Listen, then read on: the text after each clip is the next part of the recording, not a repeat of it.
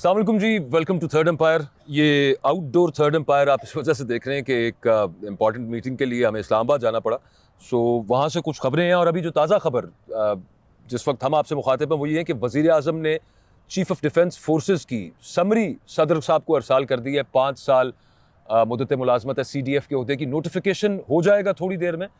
अहम सवाल ये है कि इससे पहले वो जो एक चाय की प्याली में तूफ़ान था या फिर वाकई कोई मामलात अड़फस चल रही थी और उस हंगाम अब ये नोटिफिकेशन होने के बाद क्या वो सब कुछ ख़त्म हो गया? एक तो इस मामले पर डिस्कशन करेंगे और फिर ये कि जिन सहाफ़ियों ने हबीब साहब इस हवाले से ख़बरें दी इससे पहले, उन पर जो गुस्सा है उसकी बाबत नाज़रीन को बताएं कि भी किस किस्म का गुस्सा है, क्यों गुस्सा था, वो बहुत इंपॉर्टेंट है। That speaks a lot. और फिर सोहेल आफरीदी साहब आज अडियाला जेल आए थे, वहाँ पे वो मुलाकात उनकी नहीं हुई ऑफ कोर्स, लेकिन उसके बाद फिर 2 सीनियर वज़रा ने प्रेस कॉन्फ्रेंस की, अता तारड़ साहब ने और वज़ीर कानून आज़म नज़ीर तारड़ साहब ने। और उस प्रेस कॉन्फ्रेंस में वो जो उन्होंने बातें की हैं, कुछ पोस्टमार्टम उनका बड़ा ज़रूरी है, ख़ास तौर पर जब वो बात करते हैं कि ये वजूहात हैं, वो किसके कहने पर किसके लिए केस बिल्ड कर रहे हैं कि आइंदा मुलाकातों का इससे एक हमें पता चलेगा कि सूरत हाल क्या बनी। हबीब साहब, नोटिफिकेशन अब हो जाएगा। एक पहले तो फेक न्यूज़ चल गई, समझा, हो गया। हाँ। एक फेक न्यूज़ चल गई इससे पहले, लेकिन उस पर हम बाद में आ जाते हैं। पहले इस बात पर जवाब दे दीजिए कि ये जो नोटिफाई हो गया है और एक चंद दिन पहले तक जो एम्बैरसमेंट बनी हुई थी, फिर वो गुस्से में तब्दील हुई, इधर से भी उधर से भी। सो इसके बाद एवरीथिंग विल बी हंकी डोरी या फिर वो खलिश रह जाएगी कहीं पे? एक तो ये बात है कि इसमें जो ताख़ीर है वो गैर मामूली हुई है। इसको 29 नवंबर को हो जाना चाहिए था ज़्यादा से ज़्यादा, बल्कि 27 या 28 को हो जाता तो ज़्यादा बेहतर था।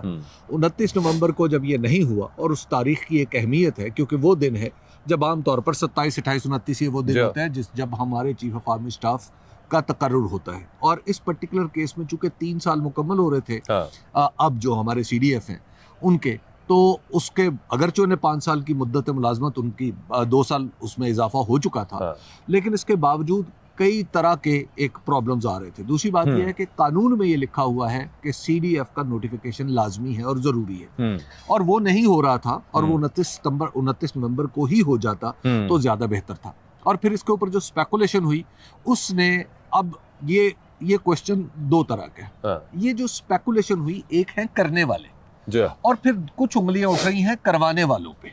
बिल्कुल। देखिए, जर्नलिस्ट का काम तो ये है, मेरा और आपका काम ये है कि जब कोई तारीख पहुंचे, जब कोई तारीख हो, किसी मुकदमे की तारीख हो या कोई और काम होना हो, वो नहीं हो पा रहा या उसके लिए ज़रूरी तैयारियां नज़र नहीं आ रही, तो वो खबर देना हमारा काम है। लेकिन दूसरा हिस्सा ये है कि चलिए, इस तारीख पे टेक्निकली इस तारीख पे ये काम नहीं भी हो सकता था, ना भी होता, शायद इसको फ़र्क नहीं पड़ा, लेकिन वो जो स्पेकुलेशन थी, वो जो क़यास आराइयाँ थी, वो जो क़याफा शनास बैठे हुए थे, उन्हें क्या कोई फीड तो नहीं कर रहा था? क्योंकि बाज़ लोग ऐसे हैं जिनके बारे में ये बदगुमानी पाई जाती है कि इनका मामला कहीं मौजूदा हुकूमत के अंदर है। जी बिल्कुल है। देखिए, वो खुद सफाइयाँ देते भी पाए गए हैं उनमें से कुछ लोग कि मुझे ये नवाज शरीफ ने नहीं बताया। बिल्कुल। तो जब ये बात हो रही थी, तो इसका मतलब ये है कि अगर यानी उन लोगों को जब हम सामने रख के देखते हैं, तो कहीं ना कहीं किसी ना किसी दिल में तो ये ख्याल आता है कि जनाब ये मामला, तो उसका मतलब है कुछ इसको हवा दिलवाई गई है। और मैं बतौर जर्नलिस्ट इस बात पे यकीन नहीं करता कि हुकूमत के अंदर से बाज़ लोगों ने या हुकूमती जमातों के अंदर से बाज़ लोगों ने इसको हवा नहीं दी। इसको हवा दी गई। उसकी वजह यह है कि फिर साथ शराइत क्यों बयान की जा रही थी। बिल्कुल जी, हमें ये सारे ये फरमाइशें बड़ी तंग करती हैं। लेकिन इसमें सर एक सवाल यहाँ पे अभी भी रहेगा, और वो ये रहेगा कि जितनी भी रूमर्स उड़ी, उनमें से कोई एक आधी भी सच साबित हो गई कि जी फलां के लिए, फलां फरमाइश के लिए ये डिले किया गया, यूँ हुआ, अच्छा उनमें से कोई एक दुरुस्त साबित हो गई, तो फिर किसी दर्जे में वो बात काफ़ी हद तक यकीन के काबिल हो जाएगी। देखिए, सियासी एतबार से देखा जाए कि सियासी एतबार से देखा जाए, मैं ये खबर की बात नहीं कर रहा, बिल्कुल सामने रख के चीज़ें, यानी जिसे कहते हैं ना, आप बोर्ड के ऊपर रख के बात कर रहा हूँ, वो ये है कि भाई 28वीं तरमीम की बात हो रही है। 28वीं तरमीम से पहले ये काम होना था, और इस काम के दरमियान जो वक्फा लगा, जो देर लगी, वो क्यों लगी? कहीं इसका ताल्लुक 28वीं तरमीम से तो नहीं है। ये तो सादा सी बात है जी ना, हाँ, बिल्कुल इसके लिए कोई तजियाकार होने की जरूरत नहीं है। ठीक। इसके लिए अकबर बाजवा साहब जैसा जहन नहीं चाहिए, इसके लिए सादा हबीब अकरम जैसा जहन भी काम चला लेगा, ठीक है ना। तो ये एक चीज तो है, इससे गलतफहमियां ना भी पैदा हो, लेकिन बहरहाल कुछ ना कुछ रंजिशें, कुछ रंजिश भी ना सही, खलिश तो रहेगी। वो सर आज हमारी नून लीग के दोस्तों से भी गुफ्तगू रही है, सब मामला वो फिर अगेन वो आ रहा था ना कि भाई हमने नहीं बताया ये सफाइयां देने की। एक तरफ से वो शाफी जो ये बातें कर रहे थे उनके तो ऑन रिकॉर्ड पड़े हुए हैं, दूसरी तरफ से वो कि जो सफाइयां दे रहे हैं खुद कि हमसे किसी ने इन्फॉर्मेशन नहीं ली, तो वो किसी को सफाइयां तो दे रहे हैं ना। हाँ, वो कहीं ना दोनों किसी को सफाइयां दे रहे हैं, दोनों तो कहीं ना कहीं सफाइयां दे रहे हैं। फिर उसके बाद आज एक नोटिफिकेशन, जैसे आपने जिक्र भी किया, एक फेक नोटिफिकेशन वो एजाज सईद साहब ने जी जियो न्यूज़ पे। अच्छा, एक तो अब उससे देखिए, मैं टेलीविजन नेटवर्क्स का आप भी हिस्सा रहे हैं, मैं भी रहा हूँ, और हम ऐसी पोजीशन पे काम करते रहे हैं जहाँ पे हम खबरों के मामले में या तो कोई फैसला करते थे या ये बताते थे कि ये खबर ठीक है या नहीं, ठीक है, ये काम करते रहे थे ना। अच्छा, जियो जैसा इदारा जिसने बाकायदा अपनी वेबसाइट के ऊपर अपनी स्टाइल शीट भी दे रखी है, अपनी पॉलिसी भी दे रखी है, और अपना तरीक़ेकार भी दे रखा है, अब वो इदारा एक इस तरह का फेक नोटिफिकेशन चलाता है, तो इसका क्या मतलब है? इसका मतलब यह है कि इदारे के अंदर जितने एडिटोरियल कंट्रोल्स थे सब के सब रह गए। सर उसमें एक चीज ये भी तो हो सकती है कि जिस रिपोर्टर ने यानी एजाज सैयद ने वो खबर दी, उसको पीछे से किसी ने ऐसी एश्योरेंस ली हो कि भाईजान मैं खबर दे रहा हूँ ना, मैं दे रहा हूँ। अच्छा, अब फिर मैं आपको इसका भी बताता हूँ, और उसने आगे बताया, वो एडिटोरियल ने उसको। अब चलिए मैं आपको इसकी आज फिर अर्ज कर देता हूँ। ये मेरा फोन है, इस पे मैंने आपको जो दिखाया था 3:59 पे मुझे एक यही फेक नोटिफिकेशन वसूल होता है। जी बिल्कुल। और एक बड़े जिम्मेदार आदमी की तरफ से वसूल होता है। मैंने उस आदमी को, उन साहब को फौरी तौर पे कहा कि मुझे ये फेक लग रहा है। उन्होंने कहा यार तुम्हारा तो काम ही शक करना है। मैंने कहा जी आप इसको मुझे चेक करें, आपको जिसने भेजा। मैंने कहा ये आपको किसने भेजा? उन्होंने कहा मुझे किसी मोतबर आदमी ने भेजा। मैंने कहा जी मेरे लिए तो मोतबर आप हैं, आप ऐसा करें उस मोतबर आदमी से चेक कर लें। उन्होंने उनसे पूछा कि ये कहाँ से निकला, क्या निकला। थोड़ी देर बाद उन्हीं साहब का मैसेज आया जिन्होंने उनको भेजा था। उन्होंने कहा जनाब ये फेक है, और ये जो सारा काम है ये 5 मिनट में मुकम्मल हो गया। 4:05 पे मुझे ये पक्का पता था कि ये फेक है, और उस वक्त आप और मैं इकट्ठे थे। मैंने आपको बहुत बाद में बताया, क्योंकि फेक खबर मैं आपसे क्यों डिस्कस करता हूँ। वो जब टीवी पे चली और तमाशा बना तो उसके बाद। और टीवी पे वो कब चल रही है? मैं आज वो वीडियो देख रहा था, उस वीडियो पे उसके घंटा बाद मेरा ख्याल है। 1 घंटा बाद तकरीबन चल रही है। तो इस 1 घंटे में किसी ने कोई काम नहीं किया। इसे मुझे ऐसे महसूस होता है कि ये प्रेशर डलवाने के लिए यूज कर लिया गया है एक रिपोर्टर को, एक इदारे को, क्योंकि उसके चंद घंटों के बाद वो जो फेक न्यूज चली ना जिस वक्त, अच्छा ये जियो के ऊपर चली, एक और टीवी चैनल में जो करता धरता है मेरी उनसे बात हुई, उन्होंने कहा कि मुझे इदारा हज़ा से फोन आया खुद कि आप ना चला दीजिएगा, ये फेक है। हाँ, इसका मतलब उन्होंने फिर सबको कहा होगा ना। लेकिन उसके थोड़ी ही देर के बाद शायद ऐसे कि हुकूमत ने एम्बैरेसमेंट से बचने के लिए फिर उसके बाद ये फाइल निकालना भी पड़ गया। टोटल 3 मिनट का वो क्लिप है जो वीडियो का मैंने देखा। उस 3 मिनट में ही पहले एक शोर शराबा है कि हो गया, और उसके बाद ये बताया जा रहा है कि जनाब वो ये तो खबर फेक है और इदारा इस पे माजरत खा है आपसे। लेकिन यहाँ पर सवाल ये पैदा होता है कि इतनी सेंसिटिव इंफॉर्मेशन, देखिए इस वक्त पाकिस्तान के अंदर आज के दिन की ये एक इम्पोर्टेंट खबर थी ना, मैं इतनी इम्पोर्टेंट खबर को नजरअंदाज कर गया हूँ, और उसकी वेरासिटी को, मैंने उसकी सदाकत चेक नहीं की। आप मुझे बताएं, आप क्राइम रिपोर्टर रहे हैं, आपको जब कोई बताता था कि 2 अफराद कहीं पे खुदा न खासा जा बहक हो गए हैं, तो आप क्या करते थे? स्पॉट पे जाते थे, स्पॉट पे जाते थे, लोगों से पूछते थे। जब सबसे पहला तो स्पॉट है, फिर उसके बाद कई दफा होता ये था कि मैं खुद रिपोर्टर हूँ, मैं कई दफा अपने मामलात में मैं स्पॉट पे नहीं पहुंच सका, तो मैंने 10 फोन किए हैं। हाँ बिल्कुल, सेकंड अल्टरनेट वही है, यूं ही है, ठीक है। और फिर मैंने लोगों से पूछा है, फिर मुतलका फिर किसी रिपोर्टर को भी कहा है कि यार प्लीज जरा मुझे जाके तस्वीर। सर आगे बढ़ते हैं ना, इधर ठंड, मैंने बड़ी ठंड लग रही है। ये सारा काम हुआ है अकबर ने, ये सारा काम हुआ है, इसने पूरे के पूरे मीडिया के ऊपर एक सवालिया निशान लगा दिया। सर अभी इसके बाद वो तो पहले से डला ही हुआ है। नहीं, इसका मतलब है नहीं, इसका मतलब है कि फेक न्यूज टेलीविजन पे आज चली पकड़ी गई। इससे पहले क्या हो रहा है? बहुत सारी फेक चल रही हैं, उनको कोई पकड़ता नहीं है उस उनका तरह कोई पकड़ता नहीं है। हाँ।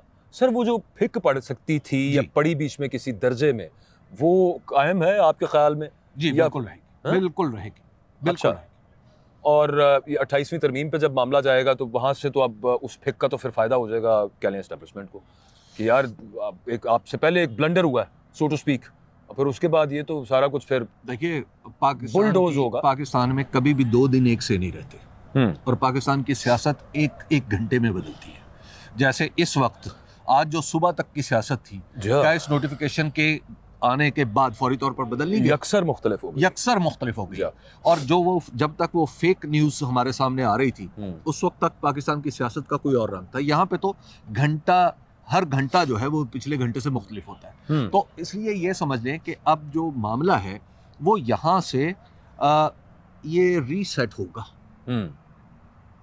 ये मामला यहाँ से रीसेट होगा, और रीसेटिंग के बाद चीज़ें आगे की तरफ जो चलेंगी, मुझे वो हुकूमत के लिए कुछ ज़्यादा अच्छी नहीं लग रही। ठीक, और लेकिन ख़ास तौर पर हाँ। हुकूमती जमातों के लिए अच्छी नहीं लग रही। हुकूमत प्रोबेबली एक अलग चीज़ है, ठीक है, ठीक है ना, हुकूमती जमातें एक दूसरी चीज़ है। दूसरी चीज़ है जी। इसका बहुत दारोमदार है मेरी राय में। क्या तहरीक इंसाफ स्टैंड लेती है? इमरान खान साहब का स्टैंड हमारे सामने है लेटेस्ट मुलाकात के बाद ट्वीट की सूरत में। वो जब तक यूं रहेगा, ये दूसरी साइड पे जफ्फी डलती रहेगी। वो थोड़ा सा परे होते हैं, फिर यहाँ पे जफ्फी डल जाती है। देखिए, इमरान खान साहब सियासतदान मैं हैं। ये नहीं कह रहा कि यहाँ से इनको स्टैंड चेंज कर देना चाहिए, उनको उसूली या मौका बुरे है। अल्फाज वो उनके हैं।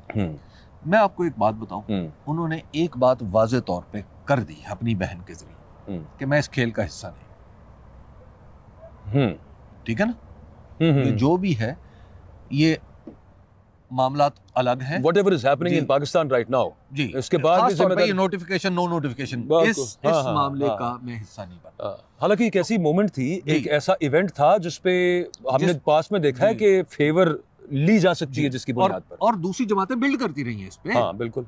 पीएमएलएन नहीं सर, याद है आपको? पीएमएलएन बिल्ड करती रही है। जनरल बाजवा का एक्सटेंशन दूसरी दफा तमाम जमात ने सालारे जमात से वोट दे दिया था। वो बिल्ड करती रही है ना, और इसी तरह पाकिस्तान पीपल्स पार्टी करती रही है, वो बिल्ड करती रही है। इस तरह के मौक़ों पे को आप इस्तेमाल करते हैं और उसके ऊपर अपना ताल्लुक बढ़ाना शुरू कर देते हैं। पाकिस्तान तहरीक इंसाफ ने और इमरान खान ने कहा जी हम तो नहीं कर रहे।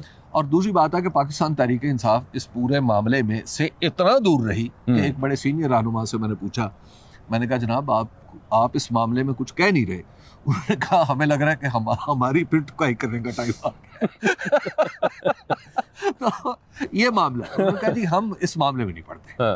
ठीक है, अब देखिए कि जिम्मेदार पॉलिटिकल पार्टीज ने अच्छा किया कि वो इस मामले में नहीं आई, किसी ने कोई बिल्ड करने की कोशिश नहीं की। उन्होंने कहा जी ये जो हुकूमती मामला है इसको खुद हुकूमत जाने और नोटिफिकेशन जाने और बाकी चीज़ें जाने। इमरान खान साहब से वो मुलाकात हुई उस्मा खान साहिबा, और फिर उन्होंने आके बाहर बड़ी तफसील से बताया। अभी फिर वो ट्वीट की सूरत में सामने आ गया। फिर आज सुहेल आफरीदी साहब गए, वहाँ घंटा डेढ़ वेट करते रहे, टाइम खत्म हुआ, उनको मिलने नहीं दिया गया।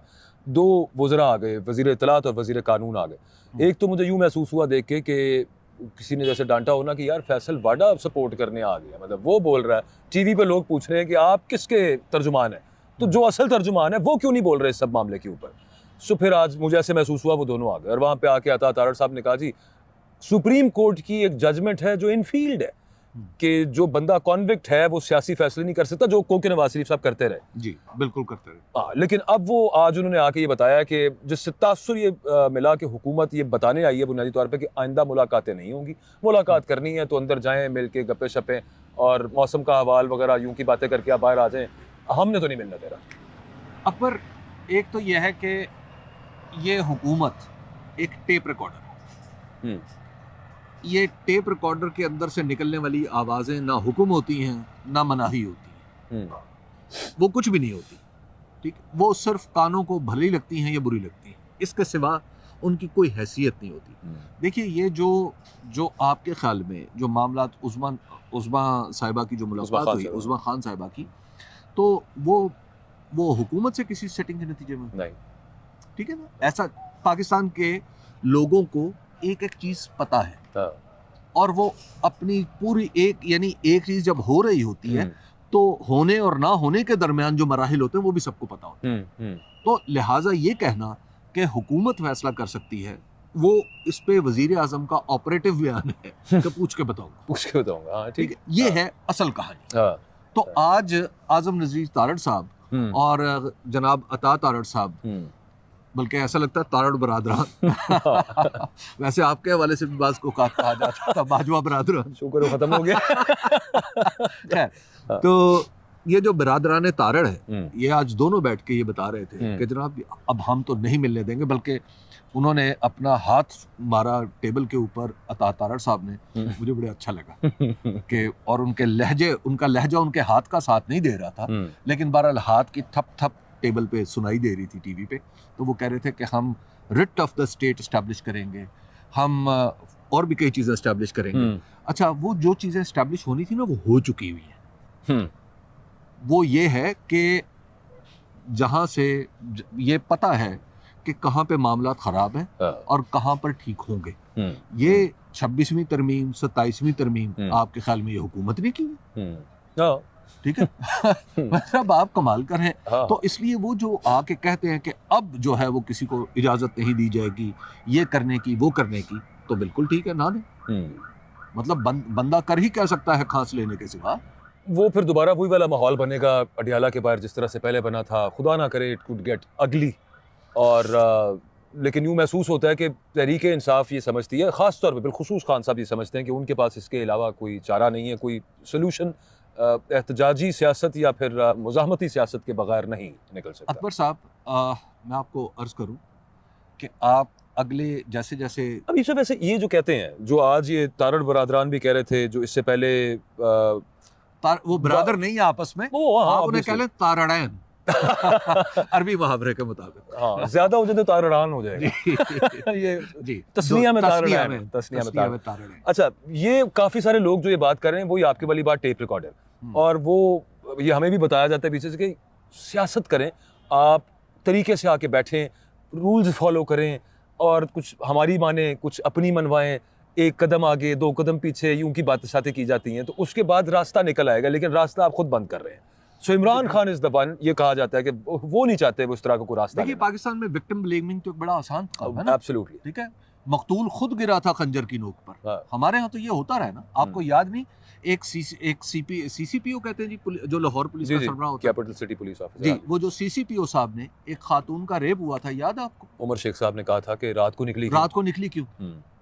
ठीक है, यहाँ पे तो ये होता है। वो जाते जाते क्योंकि हमने शुरू में भी जिक्र किया था, एक सहाफ़ियों पे गुस्सा, अभी सब लिस्ट्स बनाई गई उन लोगों की जिन्होंने नोटिफिकेशन पे बात की है, और शुक्र है कि नोटिफिकेशन हो गया, वरना वो लिस्टें जो बनी हुई थी पता नहीं वो सारों को जिसने नोटिफिकेशन पे बात की, लेकिन वो डिनोट किस चीज़ को कर रहा था?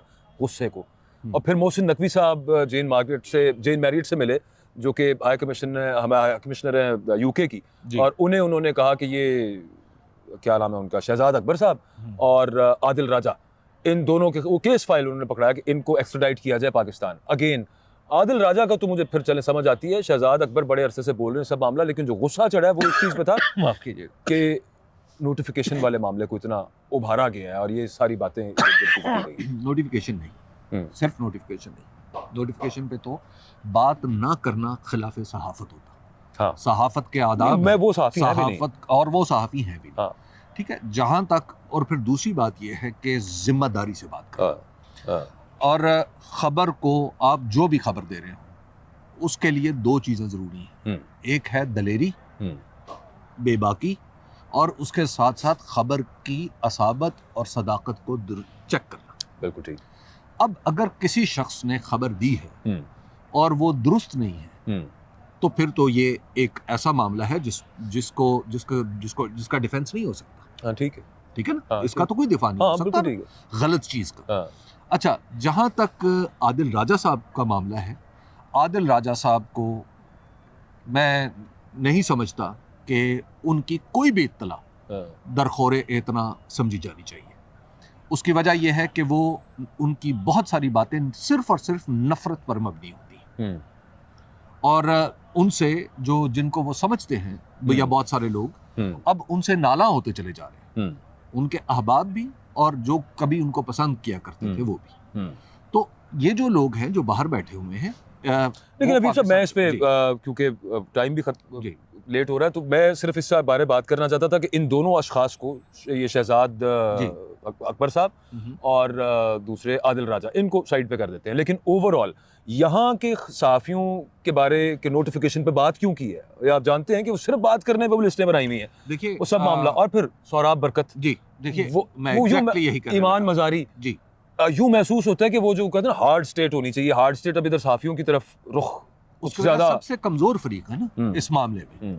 देखिए बात यह है कि पाकिस्तान के अंदर बात होने दें, बात नहीं होगी तो फिर अफवाहें फैलेंगी।